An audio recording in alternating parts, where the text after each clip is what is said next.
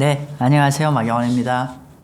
결론부터 말씀드리면 세 번 금리 인하를 했으면 좋겠어요. 그러니까 세 번 금리 인하를 해야 된다는, 했으면 좋겠다는 얘기는 뭐냐면은, 우리 많은 시청자분들이 원하는 게 미국 경제 소프트 랜딩일 겁니다. 소프트 랜딩을 하기 위해서는 저는 금년 중반 정도부터는 어떤 형태로 금리 인하를 해야만이 그런 어떤 소프트 랜딩이 좀 충족이 되지 않을까 싶습니다. 그러니까 제가 이제 자주 그런 말씀을 좀 드리는데, 지금 현재 일단은 시장 예측을 본다고 하면은 연초에는 금년에 금리 인하를 6번 내지 7번 정도 금리 인하를 할 거라고 전망을 했는데, 최근에 이제 물가 데이터라든지 미국 경제가 좋게 나오면서 실제로 시장의 예측은 이제 거의 한 번 정도 금년에 금리 인하를 하는 걸로 시장 예측은 현재 되어 있어요. 근데 지금 진행자님이 말씀 주신 것처럼 3번 정도 금리 인하를 할 수 있겠냐라고 했는데, 현재 시장 예측 컨센서스를 얘기를 한다고 하면은 금년에 현재 한 번 내지 2번 정도 하는 걸로 예상이 좀 현재는 되어 있죠. 그러니까 9월이나 이 정도에 하는 걸로 예상되어 있는데, 근데 이제 제가 아까 그 3번 금리 인상을 할 수 있겠냐라고 했을 때 제가 답변이 뭐냐면은 금리 인하를 할 수 있으면 좋겠다라고 말씀을 좀 드렸어요. 그게 무슨 차이냐면은 이런 겁니다. 예를 들면은 우리가 이제 제가 자주 이제 제가 자체적으로 운영하는 이제 마생투라는 채널도 있고 저희 자문사도 있는데, 항상 제가 말씀드리는 게 뭐냐면은 연준은 현재 굉장히 2가지 미션 스테이트먼트가 있습니다. 우리가 이제 그 듀얼 맨데이트라고 하는데, 하나는 뭐죠? 완전 고용이라는 게 있고, 두 번째는 영어로 프라이스 스테이빌리티, 물가 안정이란 두 마리 목표를 잡고 있어요. 근데 이 2가지 목표를 동시에 달성하기는 정말 어렵죠. 우리가 많은 분들이 현재 소프트 랜딩이 주력 뷰인데, 사실은 소프트 랜딩을 달성하는 희망과 달리, 기대와 달리 소프트 랜딩을 달성하기엔 정말 쉽지 않은 얘기일 겁니다. 왜냐하면은 방금 말씀드린 대로 연준의 2가지 목표 뭐였죠?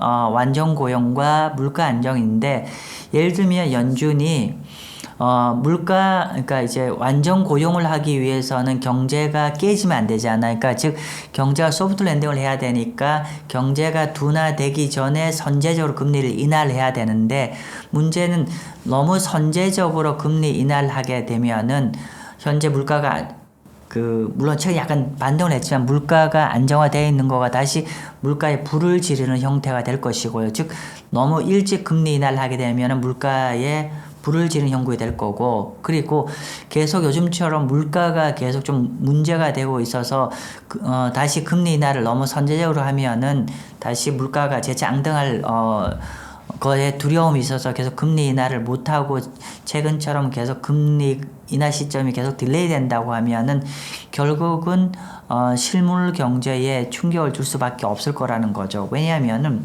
현재 금리 수준 자체가 5% 정도로 상당 부분 경제를 옥죄는 레벨에 와 있는 상황에서 계속 금리 인하 시점이 수년이 되면은 결국 그만큼 경제 충격파가 갈 수밖에 없는 거고, 따라서 현재 연준은 이 2가지의 어떤 너무 빨리 해도 안 되고 너무 늦게 해도 안 되는 가운데 정도의 금리 인하를 해야 되는 미션을 갖고 있는데, 현재 그런 상황이 연준이 할 수 있게 허용이 안 되고 있죠. 제가 화면을 한번 준비했어요. 요거는 지난 3월 달에 파월 의장의 스피치 내용을 서머리한 겁니다. 자, 근데 이 친구들이 그러니까 연준 의장도 현재 이 리스크를 정확하게 이해를 하고 있다는 걸 알 수가 있는 게, 보면 어떻습니까? 저희가 보면은 wait too long, 너무 금리 인하를 너무 늦게 그러니까 너무 오래 기다리고 늦게 해도 리스크가 있고, 그리고 moving too quickly, 너무 빨리 금리 인하를 더해도 문제가 있다. 그러면서 만약에 너무 금리를 많이 그리고 너무 빨리 하게 되면 여기 정확하게 있습니다. Second spike in inflation, 물가가 제가 2차로 물가가 급등하는 리스크에 노출될 수가 있는 거고, 너무 일찍 하면은. 그리고 너무 늦게 wait too long, 너무 늦게 금리를 인하하게 되면 여기 불필요한 경제 데미지를 줄 수 있다라고 파월 의장도 시인을 하고 있습니다. 자, 그런데 최근에 물가가 계속 좀 이슈가 좀 되고 있죠. 그러니까 물가가 완전히 좀 잡히지가 않아서 이렇게 되다 보니까 우리가 결국은 이 두 가지 아까 이제 너무 빨리 하고 너무 늦게 하는 거에 어떤 중간 지점을 밸런스를 잘 찾아야 미국 경제가 이제 소프트 랜딩을 할 건데 문제는 우리가 비행기를 취하자면 랜딩 기어를 잘 내려야 우리가 활주로에 잘 안착하잖아요. 근데 랜딩 기어를 못 내리게 해요. 그 연준 금리 인하가 계속 늦어지면 결국은 어떻게 됩니까? 여기에 착륙을 못 하는 거잖아요.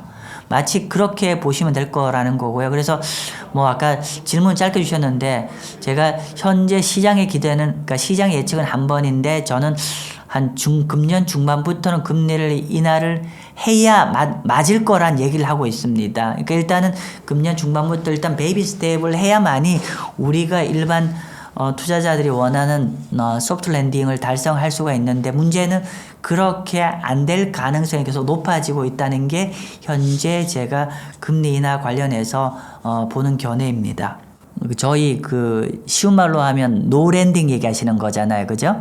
소프트 랜딩도 아니고 노 랜딩. 그러니까 자, 한번 정의를 해보면은 노 랜딩이라는 거는 현재 경제 페이스를 계속 유지하는 거고 소프트 랜딩은 경기가 수면 아래로 내려가진 않지만 마이너스로 가진 않지만 현재보다는 조금 더 페이스를 줄여가면서 약간 둔화되는 형태인데 지금 방금 말씀 주신 거는 최근에 이제 미국 경제가 굉장히 양호한 모습이 지속되다 보니까 이제 많은 분들이 굉장히 노랜딩 쪽으로 계속 가는 느낌인데 저는 개인적으로 동의를 하지 않습니다. 왜냐하면은 현재 미국 경제를 본다고 했을 때 어떤 그러니까 표면적인 것들은 여전히 양호하지만은 실제로 미국 경제의 어떤 내부적인 이유들, 내부적인 걸 자세히 보면은 계속 경제의 부담이 가중되고 있는 상황이죠.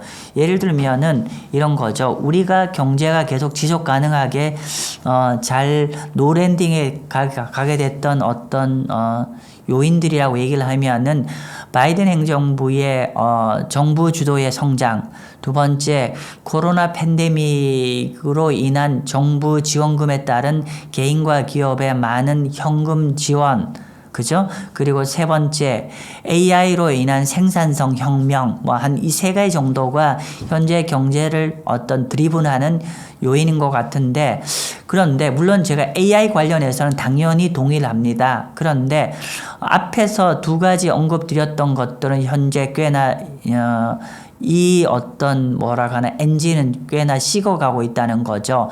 뭐 오늘 마침 오전에 그 미국의 1, 4분기 GDP가 발표되었죠. 제가 오늘 정확한 데이터는 모르겠는데 한 1.5 정도 성장이 많이 좀 둔화가 됐죠.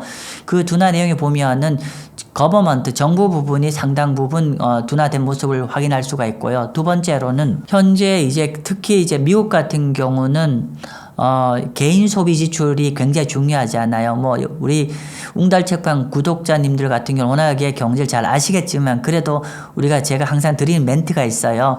미국 경제는 GDP의 3분의 2가 소비가 3분의 1을 차지하고 그러면 미국 경제의 앞으로의 어떤 방향성을 보려고 하면은 미국의 소비의 향배를 알면은 미국 경제를 알 수 있다고 하고 그리고 그 다음은 미국의 소비의 향배를 알려고 하면 미국의 노동시장을 보면 된다라고 저는 말씀을 드리거든요. 왜냐하면 노동시장이 양호하면 당연히 소비가 연결되고 소비가 연결되면 미국 경제는 간다.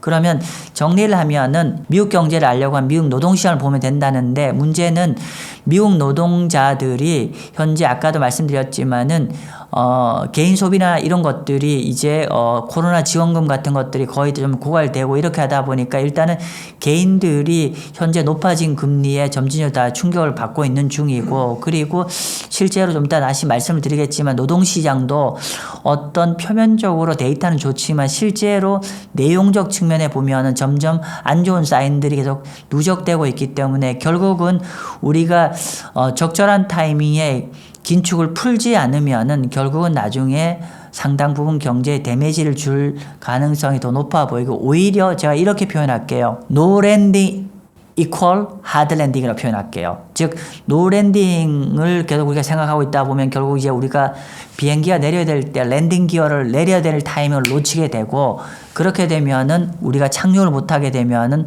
어떻게 됩니까? 나중에 불시착을 하게 되죠. 예, 그렇게 될 가능성이 높아지고 있다라고 저는 생각합니다. 노동시장의 수요 침체라고 말씀을 주셨어요. 수요 침체라는 건 이런 거죠.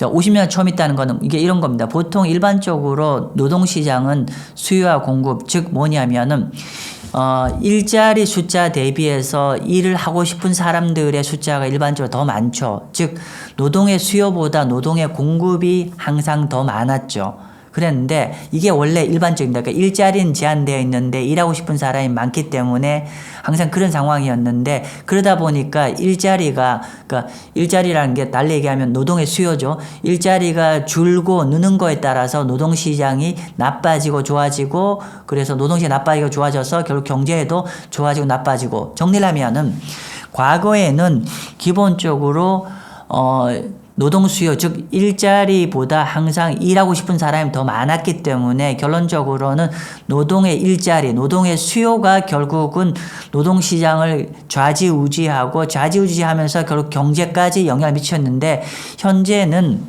50년 만에 처음으로 노동의 수요가 노동의 공급보다 더 많아요. 말이 어렵죠. 쉬운 말로 해서 미국의 일자리 대비해서 아직 그러니까 일을 하고 싶은 사람들이 더 작다는 얘기예요. 즉, 미국의 일자리 한 사람당 일자리가 아직 1.2개가 있어요. 즉, 일자리보다도 그러니까 일하고 싶은 사람보다 일자리가 아직 더 많다는 뜻입니다. 그래서 아까 50년 만에 처음으로 그 노동의 수요와 공급이 바뀌었다는 거고, 그래서 근데 이제 최근에 노동의 그 수요가 침체라는 거는 전년 동월 대비해서 일자리 숫자가 점진적으로 계속 감소를 하고 있다는 얘기입니다. 그런데도 아직 경제가 멀쩡한 건 아까 그런 상황이고요. 근데 조금 분석해 보면 실제로 아직까지 표면적으로는 노동이 굉장히 괜찮아 보이지만 사실은 내부적으로 보면 여러 가지 문제가 계속 쌓이고 있는 상황입니다. 제가 좀 자료를 좀 준비를 해서 한번 볼게요. 지금 보면은 첫 번째는 뭐냐면은 미국의 그 내국인과 외국인들, 그러니까 예를 들면은 이게 미국의 일자리인데요. 예를 들면 여기 파란 색깔이 네이티브 본이니까 미국의 내국인 일자리인데, 내국인들은 최근에 코로나 팬데믹 이전보다도 약간 감소를 하고 있습니다. 즉 미국에 원래 태어난 사람들이 일자리가 최근에 미국 노동시장이 좋다고 하면 더 좋을 것 같았는데, 사실 들여다보니까 미국 내국인들이 오히려 일자리가 줄고 있고 반면에 최근에 그런데 왜 이렇게 일자리가 느니라고 했을 때 그 원인은 여기 보시면은 외국에서 태어난 사람, 즉 해외 이민자들이 최근에 이민자들의 일자리가 엄청나게 늘어났다는 겁니다. 자, 그런데 이거 자세히 보시면요, 이민자는 크게 두 가지가 있습니다. 하나는 legal, 두 번째 illegal, 즉 정식 이민자가 있고 두 번째는 불법 이민자인데, 특히나 최근에 급격하게 늘죠. 특히 이 느는 이유는 뭐냐면 바이든 행정부가 들어가면서 굉장히 불법 이민자가 굉장히 양산되면서 이렇게 최근에 늘어났다. 즉 뜯어보면은 내국인 일자리 늘어야 되는데 불법 이민자가 최근에 일자리 증가의 주요한 드리븐이다라고 보시면 될 것 같고요. 두 번째로는 우리가 노동시장을 얘기할 때 사실은 노동시장은 굉장히 후행지표입니다. 그렇기 때문에 노동시장의 앞으로의 어떤 방향성을 읽어내려고 하면 선행지표로 봐야 되는데, 그 노동시장의 선행지표 중에 가장 대표적인 게 뭐냐면은 중소기업의 고용 전망 자료입니다. 왜냐하면은 미국 중소기업들이 미국 전체 일자리의 한 55%를 창출하고 있어요. 그렇기 때문에 미국 기업들이 향후 고용을 늘릴 거냐 줄일 거냐가 굉장히 노동시장에 중요하게 영향을 미칠 건데, 지금 보면은 NFIB, 이게 미국 협회 같은 건데, 여기서 서베이를 하니까 최근 중소기업들이 채용 전망을 보니까 보시는 바처럼, 그래프에 보시는 바처럼 22년 이후에 급격하게 최근에 노동 계획이 감소를 하고 있습니다. 이렇게 노동 계획이 감소를 하고 있면은 결론적으로 미국 노동시장의 절반 이상을 커버하는 중소기업이 채용을 줄일 거기 때문에 결국은 이건 시차를 두고 미국 노동시장에 부정적 영향을 줄 것이고요.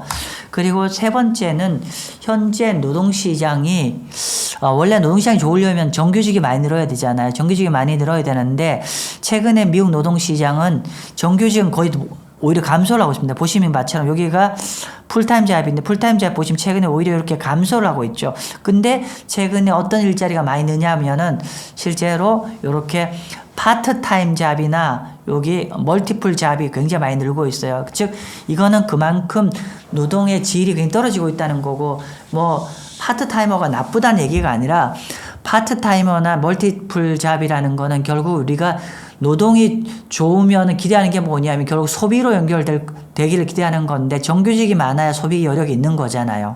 그렇게 보시면 될 것 같고요. 네. 요 정도로 말씀을 드릴게요. 그래서 결론적으로는 제가 중장기적으로 봐서는 아직 현재는 괜찮지만 앞으로 계속 이렇게 중소기업들은 미국의 AI 관련된 대기업과 달리 미국 중소기업들 같은 경우는 굉장히 현금 여력이 많지 않으니까 은행에 대출을 많이 쓰고 있어요. 근데 중소기업들이 은행 대출 어디 걸 쓰냐면 미국의 리저널 뱅크 중소은행 거를 많이 써요. 근데 우리 잘 아신 것처럼 미국 중소은행들은 CRE 상업용 부동산 때문에 굉장히 힘들지 않아요. 그러다 보니까 사실은 미국 중소은행들이 굉장히 대출을 타이트하게 관리를 합니다. 또 게다가 미국의 기준금리 높기 때문에 대출 조건이 타이트하다 보니까 미국 중소기업들이 사업할 때 대출을 많이 쓰는데 이렇게 대출 금리 높고 타이트하게 하다 보니까 사업 여건이 되게 힘듭니다. 그래서 이렇게 노동 관련돼 있는 채용 계획이 어렵다는 거죠. 그러니까 이게 다 따져보면은 결국 출발은 뭐다? 미국 연준 금리가 높게 아직 머물러 있기 때문에 이렇게 영향 미치고 있기 때문에 결국은 노동시장 영향을 주는 거다라고 보고 있습니다. 결국 이게 대출이기 때문에 그 대출을 내준 금융기관의 실적이 많이 영향을 준다는 얘기인데 사실은 제가 국내 금융기관 자료는 따로 준비를 못했지만 제가 미국 금융기관 자료를 가지고 간접적으로 다 설명을 좀 드릴게요. 뭐냐면 왜냐하면 형태가 똑같으니까요. 보면은 지금 어떤 거냐면은 요 자료 같은 경우는 미국 상업용 부동산인데 여기 보시면은요 23년도 보시면은 바 차트가 두 개 있습니다. 뭐냐면은 여기가 이제 연도별로 상업용 대출 만기 현황인데요. 요 앞에 차트는 22년 말에 23년에 만기되는 금액이고요.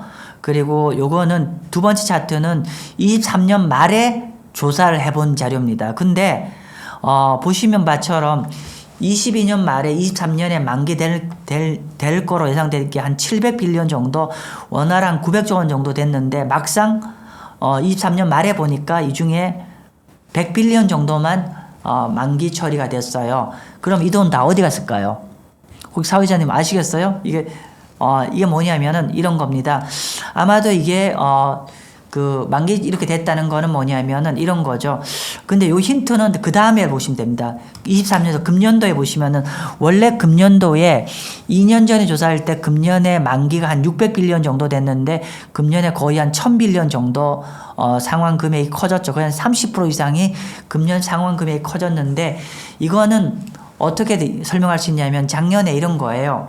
자, 작년에 부동산 이제 대출 만기가 들어왔는데 지금 이자 못 갚고 있지 않아요. 그럼 부도 처리하면 다 손해를 보는 거지 않습니까? 그럼 어떻게 하냐면은 근데 작년에 보기에는 조만간에 한국도 그렇고 미국도 그렇고 금리를 이제 인하를 할 것 같잖아요. 그러면 결국은 부동산 금융 같은 경우는 결국 금리를 인하하는 게 가장 확실한 해법이거든요. 그러면 뭐 조만간에 금리 인하를 할 것 같으면은 지금 터뜨리지 말고 비청산하지 말고 우리 조금 기다려주자.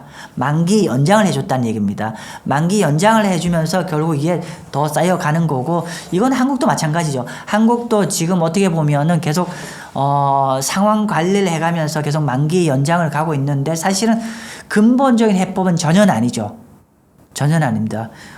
결국 이게 근본적 해법은 시중금리가 내려와야만이 이런 조달 코스트가 해결되는데 지금 문제는 미국 연준이나 한국 모두 다 지금 생각보다 금리 인하 시점이 계속 또 수년이 되고 있잖아요. 이렇게 되면은 그동안 만기 연장되었던 물량들이 계속 쌓여 들어오는데 결국 이게 나중에 좀 큰 문제가 되겠죠.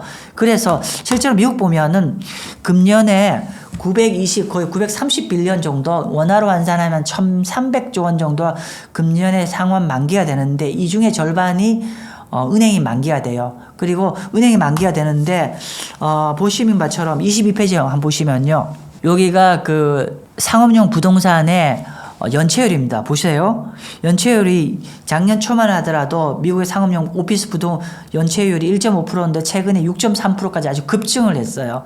즉 이거는 뭐냐면 연준이 금리를 타이팅하기 때문에 계속 굉장히 어려움이 가중되어 가고 있는데, 만약에 연준과 한국은행의 금리 인하 시점이 계속 수년 될수록 이건 더 증가를 하겠죠. 결국 이렇게 한국도 그렇고 미국도 그렇고 이렇게 상업용 부동산 대출을 많이 갖고 있는 게, 미국은 지방 중소의 은행, 한국은 어떤 거죠? 제2금융권이 압도적으로 많이 갖고 있죠.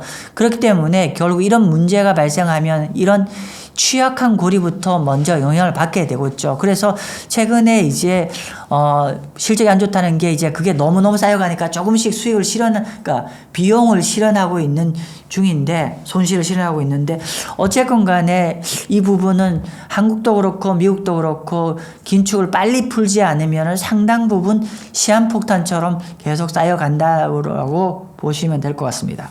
싸죠? 쌉니다. 예나 쌉니다. 이런 거죠. 우리가 이렇게 표현하면 어떨까요? 주식이 싸다고 해서 반드시 주가가 가진 않잖아요. 그렇게 이해하시면 될 것 같고, 그리고 싸다고 해서 종국에는 올라가겠지만 바로 올라가진 않죠. 예, 뭐 그렇게 이해해도 좀 맞을 것 같고요. 한번 설명을 한번 드려보죠. 우리가 그 예화를 얘기할 때 이렇게 얘기하죠. 요 그래프 먼저 이해하시면 좋을 것 같습니다. 요거는 제가 이전에 몇 차례 말씀 좀 드렸는데, 최근 3년 동안에 옌달러 환율이 3년 전에 보시면 한 달러당 한 100엔 했는데 현재 달러당 한 155엔 정도까지 올라갔어요. 검정색입니다. 이 검정색 라인을 설명할 수가 있고요. 근데 이 검정색 라인과 같이 아주 정확하게 이렇게 같이 수렴하는 거는 뭐냐면은 미국과 일본 10년 국채 금리의 금리 갭입니다. 21년 1월 달만 하더라도 금리 갭이 한 1%였는데 일본은 금리가 제자리고 계속 미국 금리가 계속 올라가다 보니까 최근에 금리 갭이 거의 한 3.5, 4%까지 금리 갭이 확대가 됐죠. 즉 미국 금리가 그만큼 더 높게 된 겁니다. 이렇게 되다 보니까 결국은 예나와 약세, 달러 강세로 간 겁니다. 그러면 최근에 재차 다시 지난 3월 달에 BOJ가 20년 만에 처음으로 네거티브, 즉 마이너스 금리를 제거를 하고 이제 뭐 크진 않지만 0.1% 정도 금리 인상을 했음에도 불구하고 그 이후에 예화가 다시 재차 이렇게 굉장히 보시나요?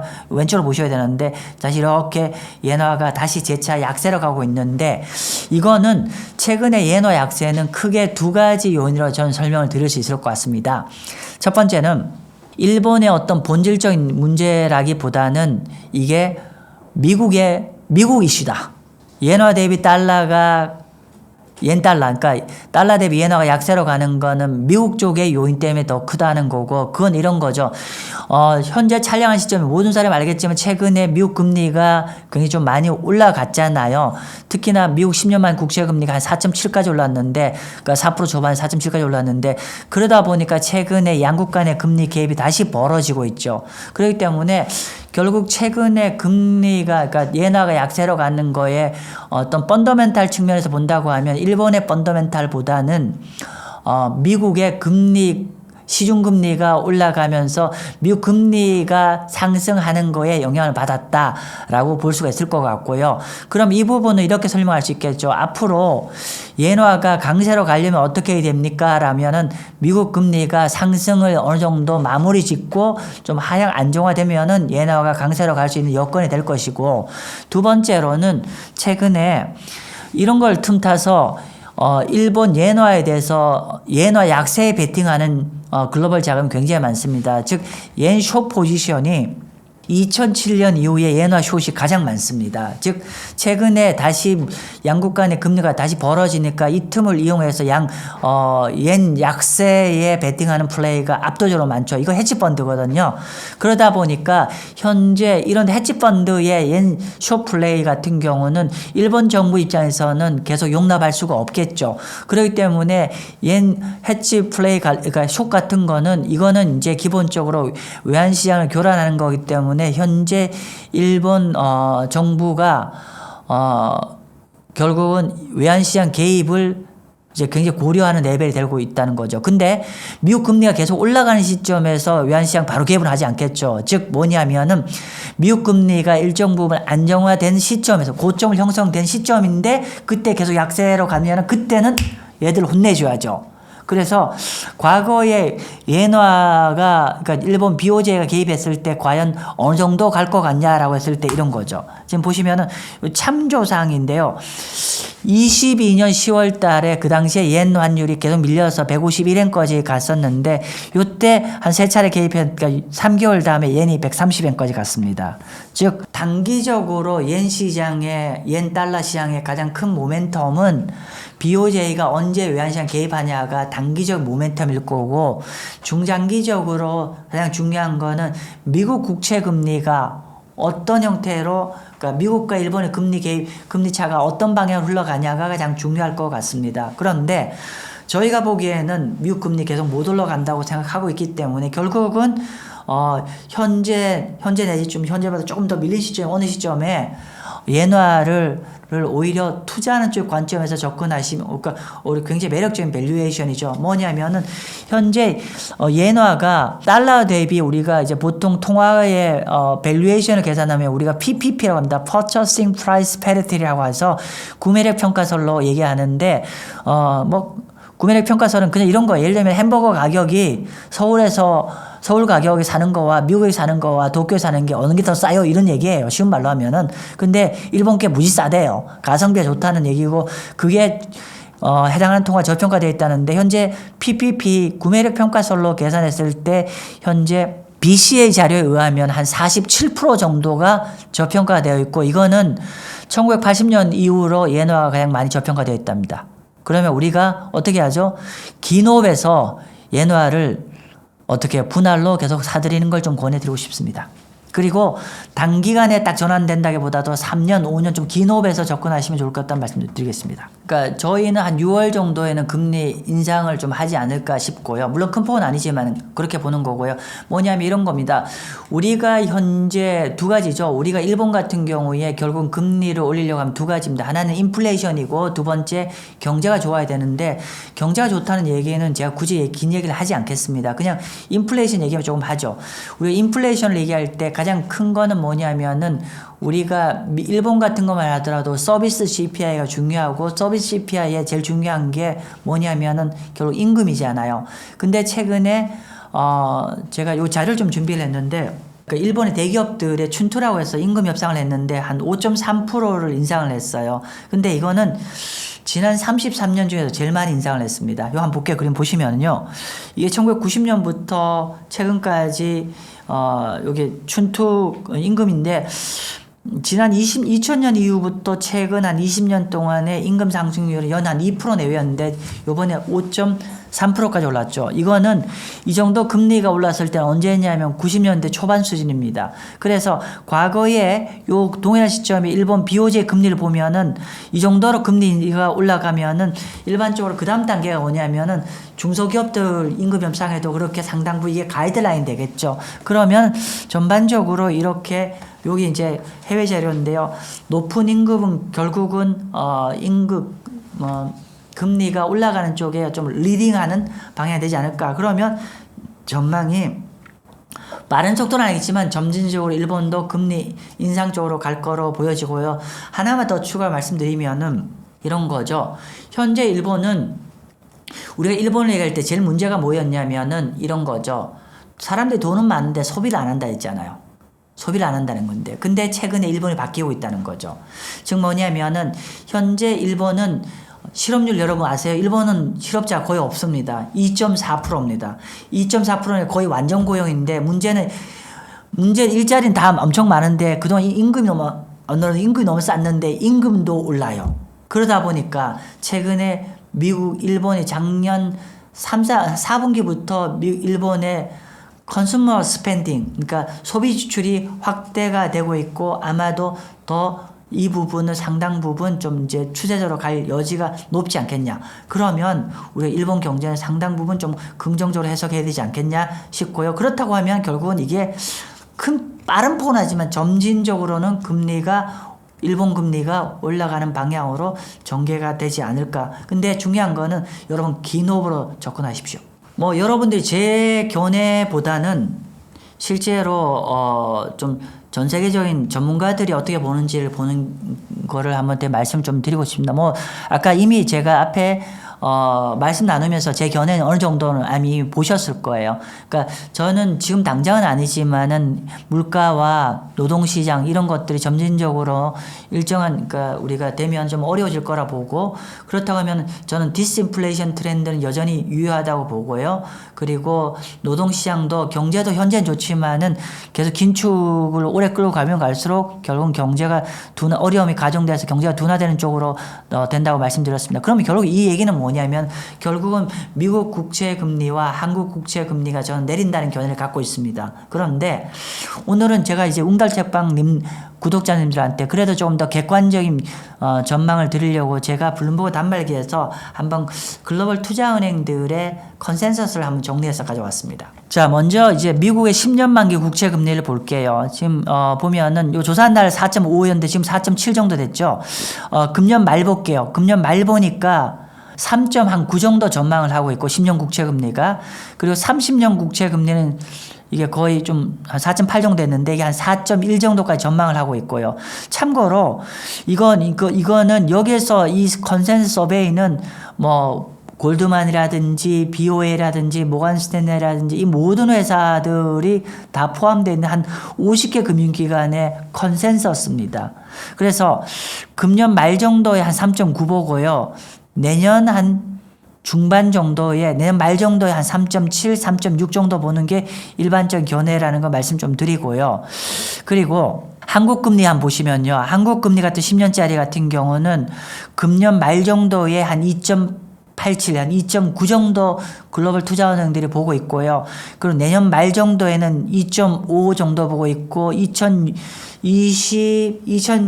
1월달 2.3 정도 보고 있어요. 그래서 결론적으로는 10년 국채 금리만 얘기를 한다고 하면은 한국 금리와 미국 금리가 거의 비슷한 속도로 떨어지는데 오히려 한국 국채 금리가 절대 금리가 낮음에도 불구하고 미국 금리 하락 예상폭보다 한국 금리 하락 예상폭이 더 큰 것 같습니다. 네, 그러니까 현재보다 한 1% 정도는 시장 금리가 내년 중반 이후부터는 인하를 기대하는 것 같습니다. 최근에 이제 이런 얘기가 있어요. 제가 이제 별도로 이제 채권 교육을 합니다. 교육을 하는데 이제 그래서 별도로 제가 교육을 한 2달 과정을 하는데 그 과정에서는 제가 다 소개를 해드렸는데 최근에 전 세계 액티브 채권 펀드로 금년 초부터 글로벌 자금이 굉장히 많이 유입되고 있습니다. 그렇게 되는 이유는 크게 2가지입니다. 그러니까 참고로 블룸버그 자료인데요. 첫 번째는 지난 20년 중에 현재 금리가 가장 높은 레벨이다. 채권 투자를 할 때 가장 중요한 거는 내가 투자하고자 할 때 절대 금리 레벨이 중요하다는 거죠. 근데 미국 기준으로 4% 후반대, 한국 기준으로 3% 후반대는 굉장히 매력적이에요. 특히나 한국은 정책금리보다 더 높죠. 정책금리 3.5인데 3.7이면 더 높죠. 그래서 어쨌건 간에 연초보다도 현재 0.7, 0.8 이상 금리가 높기 때문에 현재 투자하고자 하는 입장에서는 현재 진입금리가 높은 건 너무 매력적인 거죠. 우리가 예금할 때 예금금리 높은 게 좋은 거잖아요. 그죠? 그렇게 보시면 될 것 같고, 두 번째로 최근에 여러 가지 이런 이슈들 때문에 금리가 올랐는데 중요한 거는 지금 절대금리 높고 향후 1, 2년 뒤에 금리가 어떻게 될 거냐가 중요하지 않아요. 그럼 그게 가격을 결정짓는 건데 우리가 지금 계속 그러니까 연준 금리가 수년 되고 있지만은 팩트 하나는 있어요. 연준 금리 인상은 끝났잖아요. 물론 달라질 수 있겠지만 현재 동결이 있잖아요. 동결이 짧게 끝날 거냐 길게 갈 거냐 이 차이는 있지만 어쨌건 간에 금리는 인하를 할 수밖에 없다는 거죠. 그러면 현재 절대 금리가 높은 상황이고, 그리고 금리 인하는 예를 들면 7월달 할 거냐 연말에 할 거냐 내년 초에 할 거냐지만은 결국은 큰 그림에서는 시간 문제잖아요. 그러면 금리 인하를 앞두고 있기 때문에 결론부터 얘기하면은 채권 투자하기 좋은 타이밍이라 보셔야겠죠. 왜냐하면은 금리를 인하하는 방향으로 가면은 그러니까 정책금리를 인하는 방향이면 시중금리가 내려갈 거기 때문에 그러면 채권 가격이 올라가는 거죠. 즉 정리를 하면은 절대금리가 높고 향후 금리 인하가 우리가 예견되어 있는 시점이 현재이기 때문에 채권 투자하기에는 결코 나쁘지 않은 국면일 거라고 저는 생각합니다. 제가 기본적으로 저는 미국 항상 제 방송 여러분 보시는 분 아시겠지만은 저는 미국 국채와 한국 국채를 여유가 있으면 두 가지 다 투자하시고요. 근데 만약에 둘 중 하나 선택하라고 하면은 저는 미국 국채보다는 한국 국채를 추천드립니다. 그렇게 보는 이유는 뭐 잘 아시겠지만은 한국 경제가 미국보다 좀 더 안 좋은 것도 있을 것이고요. 그죠? 그리고 중장기적으로 한국이 굉장히 노령화가 급속하게 진행되고 있기 때문에 여차하면 여러분들이 10년짜리 20년짜리 예를 들면 현재 금리 한 3.5 넘잖아요. 그러니까 결국은 현재 금리로 20, 30년을 확보를 할 수 있는 좋은 방법이기 때문에 저는 한국 채권 투자를 권해드리고 있고요. 실제로 여기 보시면은 어떻게 되냐면은 잠깐 보여드릴게요. 미국 금리, 이게 빨간 색깔이 한국 금리고요. 여기가 미국 금리입니다. 제가 이걸 왜 보여드리냐면요. 2년 전만 하더라도 한국 금리가 더 높았고 2년 전에 미국 금리가 더 낮았는데 최근에는 완전히 바뀌었죠. 즉 그때 낮았던 미국 금리는 지금보다 한국보다 높아졌고 그때 높았던 한국 금리는 미국보다 훨씬 더 낮아졌어요. 즉 이 얘기인즉슨 뭐냐면은 만약에 두 나라 채권을 동시에 투자했다고 하면 당연히 한국 국채 금리가 더 수익이 난다는 얘기고요. 근데 저는 이게 이렇게 양국 간의 금리 차가 뒤집혔는데 저는 이 금리 차가 좁혀지지 않을 것 같아요. 아까 말씀드린 대로 그 이유가 아까 그런 원인을 얘기했는데 여기에 추가적인 요인이 있어요. 제가 한국을 더 추천드린 이유가 방금 우리가 사회자님 말씀하셨던 한국이 WGBI 인덱스, 월드 거버먼트 본드 인덱스, 즉 글로벌 채권 인덱스에 금년 9월 달 정도면 편입될 가능성이 상당 부분 높기 때문에 저는 말씀을 드리고요. 그렇게 만약에 한국이 그 WGBI 인덱스에 편입되면은 예상되는 유입 예상 금액이 60빌리언, 즉 원화로 얘기를 하면 한 80조 원 정도가 한국 시장에 편입이 될 거고요. 예를 들면은 금년 9월 달을 예상하는 이유는 어떤 거냐면은요. 한국이 원래 이 지수에 편입되려면 원래 그 전 단계가 뭐냐면 워치리스트에 관찰 대상국에 포함이 돼야 됩니다.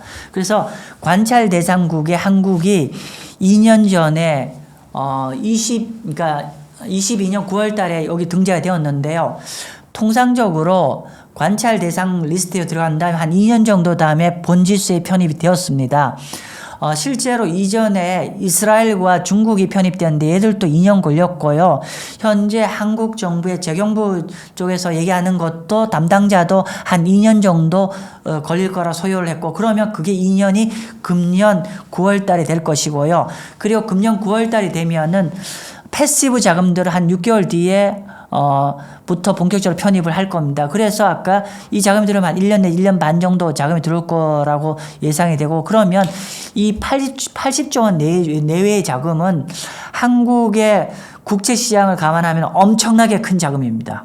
거의 한국 전체 시장이 한 10% 육박할 정도로 엄청나게 큰 자금이 향후에 1년 내지 1년 반 사이에 들어오면 그러면 한국 국채 매수세가 확대가 되는 거죠. 자, 그런데 그럼 어떻게 9월 정을 전망하냐에 대해서 그걸 조금 더 부연설을 좀 드릴게요. 크게 두 가지입니다. 그러니까 그 현재 그 글로벌 투자자들이 그러니까 이쪽에서 요구하는 두 가지 외환시장 개혁 그러니까 규제 개혁을 얘기하는 게 뭐냐면 첫 번째는 런던과 뉴욕의 투자자들이 유럽과 미국의 투자자들이 그냥 자기네 계좌로서 그냥 한국의 국채를 거래할 수 있게 해줘 열어줘. 그래서 이걸 우리가 옴니버스 어카운트를 합니다. 옴니버스 어카운트를 한국 정부가 언제부터 하냐면은 금년 6월 말부터 열어주기로 이미 결정이 된 것 같고요. 두 번째로는 결국 미국 런던과 뉴욕에서 한국 국채를 거래하려면 외환시장이 열려 있어야 되는데 기존의 한국의 외환시장은 아침 9시부터 오후 3시 30분에 끝나는데 이게 새벽 2시까지 연장해서 열릴 예정입니다. 그래서 여기 보시면은 한국의 정부 당국자가 아마 금년 7월 달부터 요 이제 외환시장 연장도 아마 될 것 같습니다. 그런데 이런 두 가지가 다시 우리 정부가 의지가 있어야 되는 거잖아요. 근데 이런 거죠. 현재 우리 행정부 입장에서는 우리가 국채의 매수 기반도 확충을 해야 되고, 두 번째로 환이 많이 밀려있기 때문에 원화가 강세로 갈 수 있는 요인을 만들어야 되는 의지가 강하죠. 그런데 이렇게 만약에 WGBI 인덱스에 편입되면은 어떻게 됩니까? 원화 국채 80조가 신규로 들어가고 원화도 한 80조 정도 들어온다는 뜻입니다. 그러면은 당연히 우리 현재 행정부가 이런 의지가 굉장히 강할 거라고 보여지고 있고요. 그래서 금년 9월로 보고 있고요. 그래서 패시브 자금들이 내년 만약 9월달 승인되면 내년 3월부터 한 1년 걸쳐서 거의 1년 반에 걸쳐서 한 8, 90조 들어올 거라 보여지는데, 우리가 투자 자금의 속성은 두 가지겠습니다. 패시브 자금이 있고 액티브 자금이 있어요. 그러면 패시브 자금은 그냥 인덱스에 추종하는 세력인데, 액티브 자금은 그 추종이 아니죠. 액티브는 그 인덱스보다 더 많은 수익을 내려고 하는데, 만약에 여러분의 액티브 자금이라고 하면은 우리가 9월 달에 만약에 그 편입이 결정될 거라고 예상되면은 언제 투자를 해야겠어요? 예, 맞습니다. 선취매를 해야 되고 아마 한 8월, 9월 정도에 먼저 한국 시장을 투자를 개시하겠죠. 그렇게 봅니다. 그래서 물론 이제 금년 9월 달에 안 될 수도 있어요. 그럼 내년 6개월만 되니까 내년 3월 달입니다. 아무튼 요런 거는 미국에 없어요. 한국에만 있는 겁니다. 지금 전 세계 10대 채권국 중에서 인도와 한국만 WGBI 인덱스에 편입 안 돼 있어요. 그래서 금년 9월 달이 편입될 가능성은 상당 부분 있고, 이렇게 된다면 우리 국내 국제 투자자들 입장에서 상당히 매력적인 상황이 될 거로 예상이 됩니다. 아무튼 WGBI 인덱스 편입 여부 지속적으로 모니터링 하십시오. 일단은 아까 제가 항상 자주 말씀드리지만은 미국 경제가 좋습니다. 그죠? 그래서 이렇게 말씀드릴게요. 미국 채권은 트레이딩 관점에 접근하십시오. 장기적으로 보유한다는 관점에서는 반대고요. 그러니까 매매 관점에 접근하시면 좋겠고요. 반면에 한국 국채는 매매 관점 앤드 만기 보유 전략 둘 다 저는 유효하다고 생각합니다. 따라서 저는 가능하면은 한국 국채를 투자를 할 때 좀 쿠폰 이자가 높게 나오는 긴 채권도 좀 투자하시면 좋지 않을까 싶고요. 근데 제가 너무 장기 채권만 얘기하는 것 같은데, 절대 금리가 높은 거를 은행 예금처럼 확보를 딱 하고 싶으시면 단기 채권을 투자하시면 됩니다. 단기 채권은 은행 예금보다 현재 더 높습니다. 확정입니다. 그래서 기본적으로 항상 채권을 투자할 때는 단기 채권과 장기 채권을 포트폴리오 바벨로 투자를 해야 되는데, 만약에 장기 채권만 국한으로 얘기하자면 미국의 채권은 매매 목적, 한국은 매매 앤드 보유 목적으로 다 투자해 좋지 않을까 싶습니다.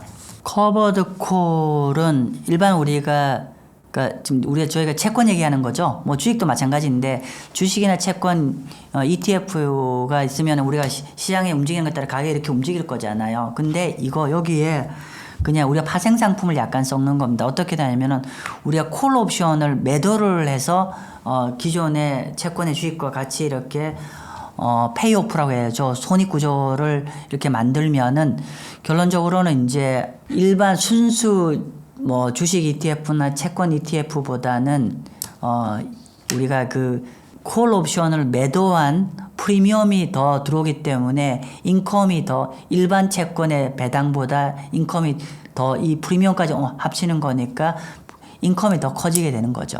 일단은 방금 제가 좀 이따 다시 말씀을 듣겠지만은 먼저 장점은 아까 말씀드린 대로 우리가 일반 채권 펀드보다 커버드 콜을 쓸 때는 아까 말한 그 콜 옵션 매도를 통한 프리미엄을 더 추가로 받을 수 있기 때문에 원래 일반 채권형의 배당이라 해야 되나요? 인컴이나 그거보다 콜 프리미엄이 프리미엄이 있기 때문에 그만큼 인컴 레벨이 더 높아진다는 점이 있고요. 두 번째로는 하방이 이렇게 밀릴 때, 그러니까 가격이 밀릴 때 원래 단순한 채권 ETF나 주식 ETF보다 하방 리스크를 조금 줄여준다, 조금 덜 터지게 해준다가 장점일 것 같고요. 핸디캡은 뭐냐면은 그럼에도 불구하고 가격 많이 깨지면은 이것도 많이 깨진다. 그리고 두 번째로는 이게 더 중요한데, 커버드 콜 전략 같은 경우는 만약에 가격이 예상치 않게 아주 큰 폭으로 올라가잖아요. 주식이나 채권 ETF 가격이 올라간다고 했을 때 기본적으로 커버드 콜로는 올라가는 상방이 딱 막혀 있습니다. 가격이 아무리 많이 올라가도 딱 어느 정도 선에서 막혀서 추가 수익이 나오지 않습니다. 그래서 요 제가 설명드린 걸 장단점을 그래프로 보여드리면까지 제가 마지막으로 한번 자세히 설명드릴게요. 요게 일반 채권 ETF, 요게 TLT라고 보시면 될 것 같고요. 일반 채권 ETF인데 커버드 콜을 쓰게 되면 어떻게 되냐면은 보시는 봤죠? 이 채권 가격이죠. 이렇게 가격인데 예를 들면은 하락할 때 보면은 여기 점선보다 하락할 때는 요 옵션 프리미엄만큼 가격이 조금 덜 터지고 약간의 버퍼가 되는 거죠. 가격이 하락은 하는데 조금 덜 깨진다 라고 보시면 될 것 같고요. 근데 만약에 이렇게 가격이 계속 올라가잖아요. 가격이 이렇게 계속 올라간다 할 때 여기 손익 구조를 보면 계속 올라가면 돈을 우리 많이 벌어야 되는데 이렇게 일반 채권 ETF나 일반 주식 같은 경우는 가격이 오르는 거에 비례해서 나의 수익이 느는데 커버드 콜 상품 같은 경우는 일정 부분은 따라가다가 예를 들면 여기 80불에 딱 넘어가면 이때부터는 이게 80불 되면 예를 들면 800불 돈 버는데 예를 들면은 여기서부터 일반 ETF는 가격이 올라갈수록 계속 돈을 더 버는데 커버드 콜은 여기 80불에 800불에 딱 막혀 있습니다. 수익의 맥스가 잡혀 있다는 거죠. 그러니까 즉 아무리 채권 가격이 많이 올라가고 아무리 주식이 많이 올라가더라도 커버콜 상품은 딱 상방이 딱 막혀 있다라고 보시면 될 것 같습니다. 그래서 그럼 결론적으로 이런 커버콜 전략은 언제 투자하셔야 되냐면은 그냥 시장이 박스권이나 조금 올라갈 거라 생각될 때 투자한다는 얘기입니다. 그러니까 가격이 급등할 걸 생각하시면 여러분 커버콜 하시면 안 됩니다. 일반 채권 ETF나 일반 주식 ETF를 하셔야 돼요. 그래서 정리를 하면은 투자의 환경 해야 되는 건 시장이 좀 박스권에 움직일 것 같고 오르더라도 제한적으로 오를 것 같을 때 적합하고 장점은 옵션 프리미엄을 득하기 때문에 일반 채권이나 일반 주식의 배당보다 좀 더 높은 배당을 가져갈 수 있다. 그러나 말씀드린 대로 수익의 상승 한계는 딱 정해져 있다는 거죠. 어느 정도 가면 더 이상 아무리 가격 많이 올라가도 이 ETF는 가격이 더 이상 안 올라간다. 세 번째, 가격 하락할 때 순수한 채권 ETF나 주식 ETF보다는 조금 덜 깨진다. 그 프리미엄만큼. 이렇게 정리를 하시면 될 것 같습니다. 예, 지금 이건 이렇게 말씀드려요. 꼭 1억이 아니라 어떤 사람은 1,000만 원이 1억의 효과를 있고 어떤 사람은 10억이 1억의 효과일 텐데 그냥 이렇게 표현하고 싶습니다. 저는 현재 예를 들면은 채권 같은 걸 한 70% 하고 주식은 20-30% 정도 투자를 했으면 좋겠습니다. 근데 이걸 이렇게 표현할게요.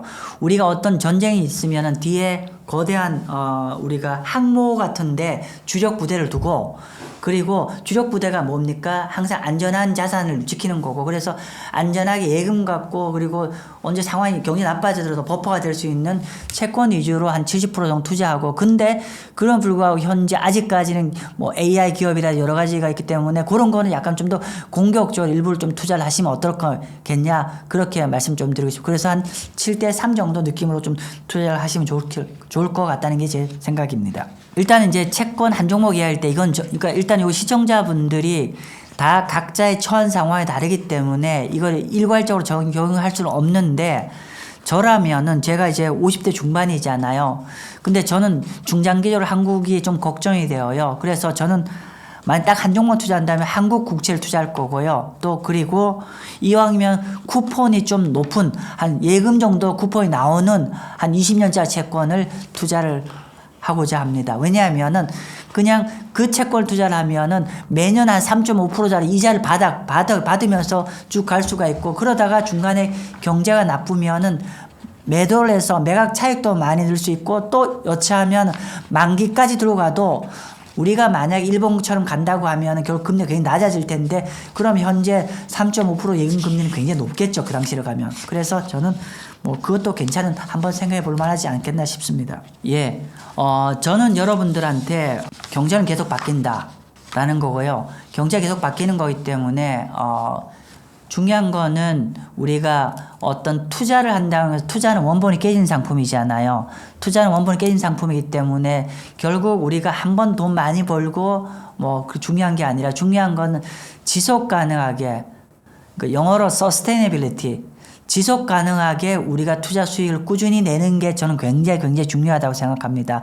그러면은 주식만 가지고는 그렇게 될 수가 없을 거예요, 분명히. 그렇기 때문에 채권과 잘 컨비네이션을 해서 자산 배분하시면 해서 우리가 이 험난한 투자 시장에서 중장기적으로 잘 살아남으면서도 우리가 근로를 하지 않으면서도 우리가 이런 자본 손익을 가지고도 우리가 살아가는 게 목적, 그러니까 상당 우리가 희망을 하는 건데, 그러기 위해서는 우리가 이 자본소득을 살려면 뼈대를 튼실하게 만들어야 되고, 그러려면 우리가 이 자본시장에서 살아남아야 됩니다.